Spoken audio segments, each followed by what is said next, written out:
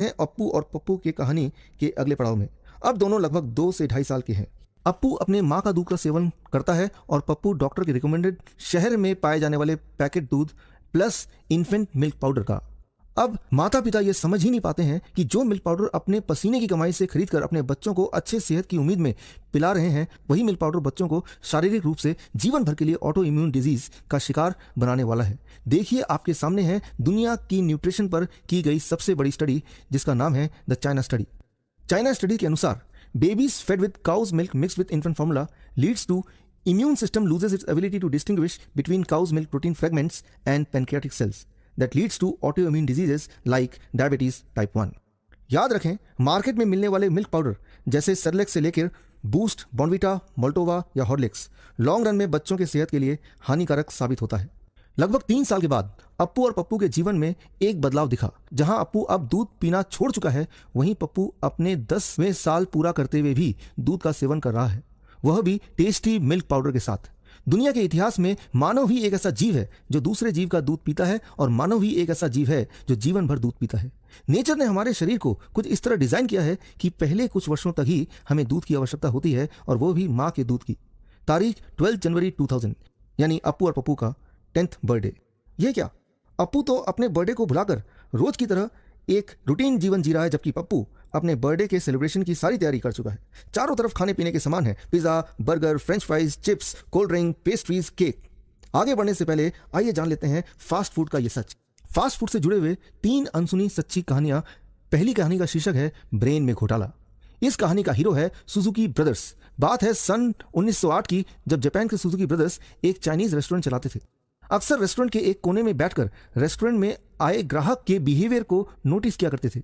उन्होंने देखा कि जैसे ही ग्राहक का पेट भर जाता, वह और खाना ऑर्डर नहीं करते। उनके दिमाग में एक बात आई, अगर रेस्टोरेंट में आए कस्टमर्स का पेट कभी भी ना भरे तो कस्टमर और खाना ऑर्डर करेंगे और उससे रेस्टोरेंट का प्रॉफिट बढ़ जाएगा।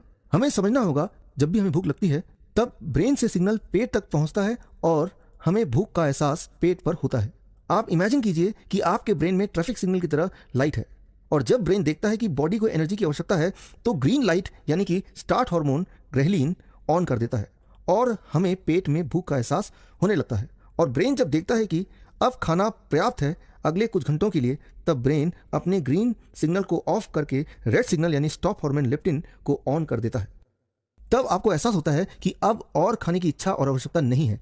सुजुकी ब्रदर्स कुछ साइंटिस्ट से मिले और बोला, आप कुछ ऐसा कर दो कि जब हमारे रेस्टोरेंट में कस्टमर आए तब उनका ग्रीन सिग्नल हमेशा के लिए ऑन रहे और रेड सिग्नल हमेशा के लिए ऑफ, ताकि उनको खाने के बाद भी भूख लगती रहे, जिससे कि कस्टमर और खाना ऑर्डर करें और खाते रहें।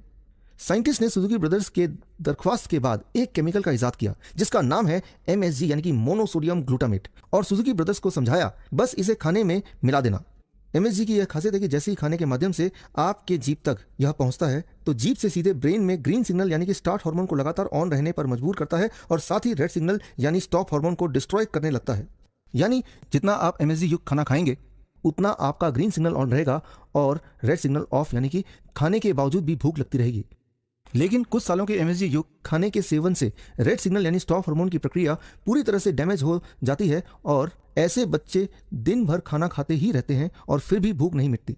लगभग जितने भी फास्ट फूड हैं जैसे chips, burger, pizza, French fries, इन सब में MSG होता है। MSG अगर आप मिट्टी में मिलाकर खाएं तो वह भी स्वादिष्ट लगेगा, क्योंकि यह है फॉल्स टेस्ट। अक्सर आपने ध्यान दिया होगा कि घर में मम्मी बोलती हैं कि आज घर में ही पिज़्ज़ा बनाऊंगी, लेकिन बच्चा घर का पिज़्ज़ा खाकर बोलता है, मम्मी आपके पिज़्ज़ा में वो स्वाद नहीं है जो कि मैकडॉनल्ड के पिज़्ज़ा में। ध्यान देने वाली बात यह है कि रेस्टोरेंट में पिज़्ज़ा जो आपको स्वादिष्ट लगता है उसकी वजह है MSG। MSG जीभ के माध्यम से सीधे ब्रेन में अटैक करता है, और MSG नोज के माध्यम से भी ब्रेन को हिट करता है। इसीलिए आपने गौर किया होगा, जब आप मैकडॉनल्ड के पास से गुजरते हैं तब एक पिकुलियर स्मेल आती है और आपको एहसास होता है कि भूख लगी है, कुछ खा लिया जाए। दरअसल यह MSG का कमाल है। MSG leads to many kind of lifestyle diseases including diabetes, cardiovascular diseases, mental disorder, obesity